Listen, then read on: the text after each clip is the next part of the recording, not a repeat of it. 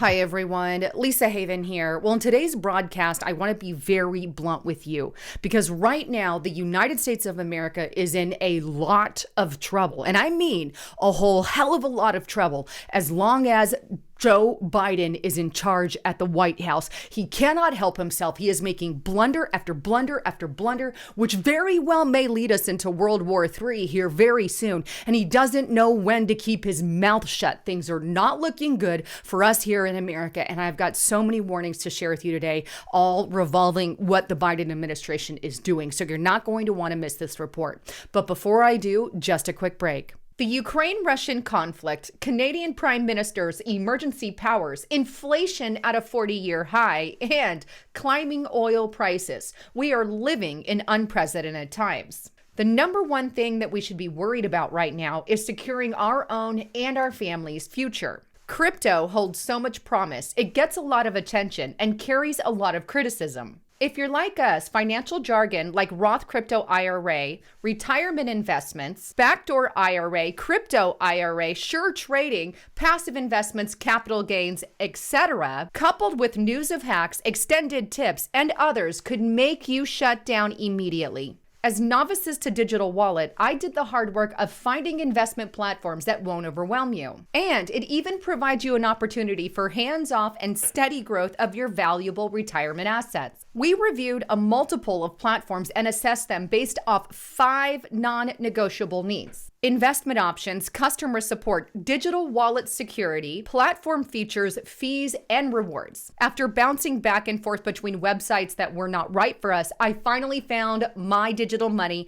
at mydigitalmoney.com. My Digital Money, or MDM, hit all 5 assets that I needed, and then some. What is My Digital Money? Well, it's a unique crypto exchange platform. It's very beginner friendly and expert approved. Additionally, MDM is the only platform I found out there that allows you to invest in crypto in 2 separate ways. One of those being a crypto IRA for retirement and the other being cash trading to build wealth. With MDM, you can build up your retirement with a crypto IRA, or you can trade in cash to build your wealth. With MDM, there is no need to open multiple accounts on multiple platforms. They do it all in one. They keep your assets safe and your digital wallet working. And there are no monthly fees, by the way, associated with a crypto IRA. So learn more today by going to mydigitalmoney.com and start building your nest egg with a free NFT or a free $50 that MDM is giving to qualified new accounts. My Digital Money is the best crypto investment platform for you. I give it a 10 out of 10. So go to mydigitalmoney.com today or look in the description box below for more information. All right, back to the broadcast.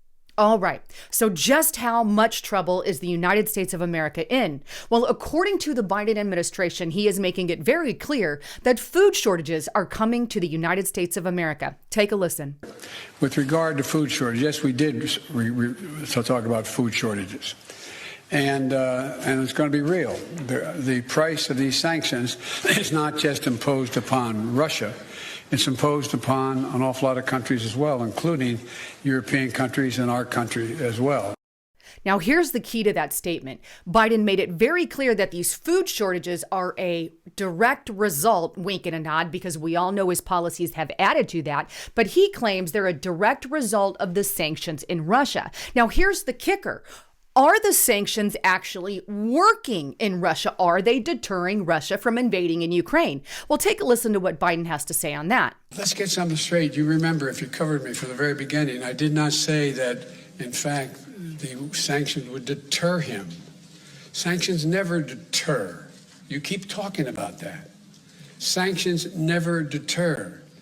So sanctions never deter, according to the Biden administration. So what that means very clearly, then, we're going to use sanctions against Russia that are not going to deter him from war. However, these sanctions are going to put a burden on the American people. And we're specifically talking about food shortages here in the United States of America. And not just food, but food, gas, everything, the whole 9 yards. As a result of these sanctions, he says, sanctions that do not deter. See, the American people may very well be okay with sanctions if they worked a certain way, but if if they're not really working the way that you intended them to, then why are we, the American people, suffering? Why is no one asking that question? What other things can we do to deter Russia that might actually work and not affect the American people? But here's the twist, right? Here's a little twist on that. Before they issued the sanctions, the White House repeatedly, I believe at least 5 separate times, we heard it from different people that are affiliated with the White House administration, Kamala Harris herself, and even, hey, mainstream media, they all told us before these sanctions were issued that they absolutely do, well, deter. They told us just the opposite before they did it. Take a look here on foxnews.com. VP Harris says sanctions would absolutely deter Putin. What did she actually say? Well, let's go on over to her press release here on whitehouse.gov, right to their website. Remarks by VP Harris. This is February 20th, 2022, right around when those sanctions were going in. And here's what she says. The purpose of the sanctions has always been, and continues to be deterrence. In other words, right when the sanctions were being issued, around that time, they say it's to deter. Then after they've been issued, and now we see that the American people are going to suffer a food crisis, which, by the way, I already predicted and talked about on Restrictive Republic. That's why people go there. You get yesterday's news, all the news happening today, well in advance. But I digress. Suddenly then, well, now you're going to have to suffer food shortages for these sanctions that never deter. It's almost as if they're constantly lying to us. But let's add a little bit more fuel to the fire here, because not only is the Biden administration telling us that these shortages are coming our way while issuing sanctions that he says are not really deterring Putin, on top of that, we're allowing our farmland here in the United States of America to be sold to China. You know, our enemy right now who's working with Russia. Take a look at some of this. And these are back from 2021, these articles. China is buying billions in U.S. farmland, and lawmakers are scrambling to try to stop them. Now, this is in 2021. Here's another one on Politico. China is buying up American farmland. Washington wants to crack down. They may have wanted to crack down, but they never actually did crack down. There was no crackdown. That's back in 2021.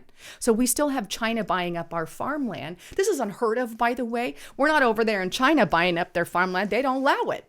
But yet here in the United States of America, let's just sell it to a communist dictator.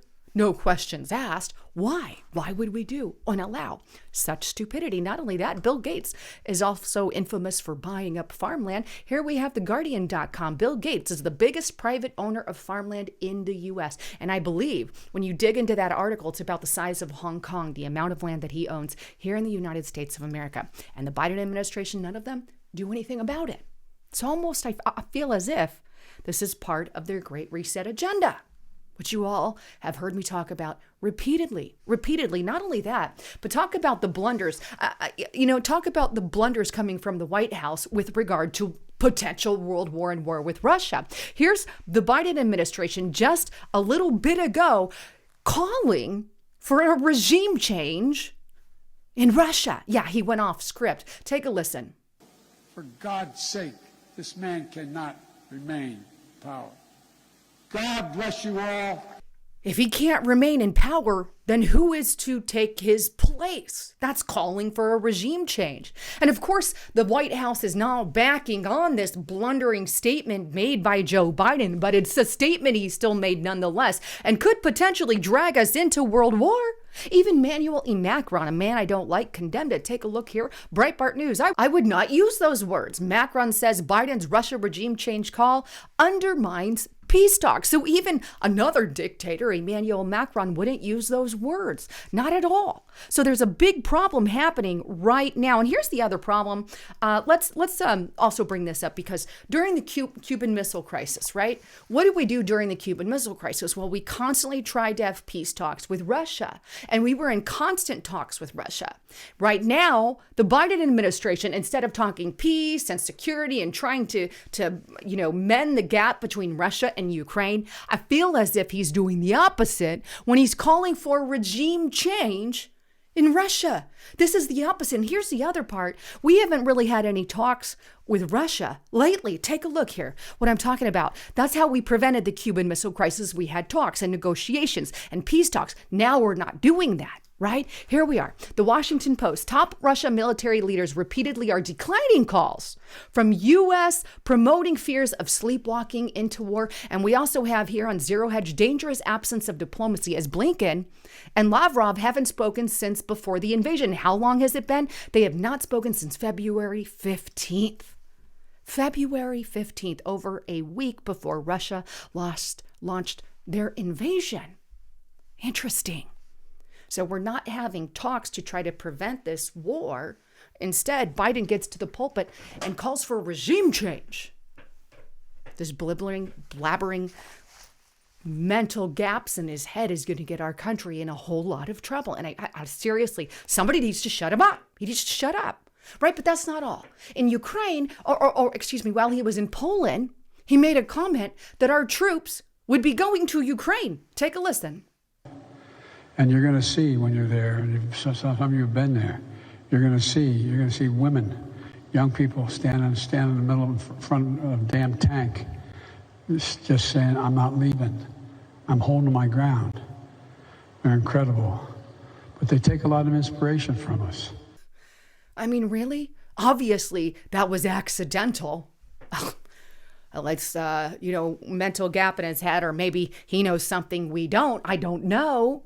But obviously, oops, I didn't really mean to say it that way. I slipped. That's not what I meant.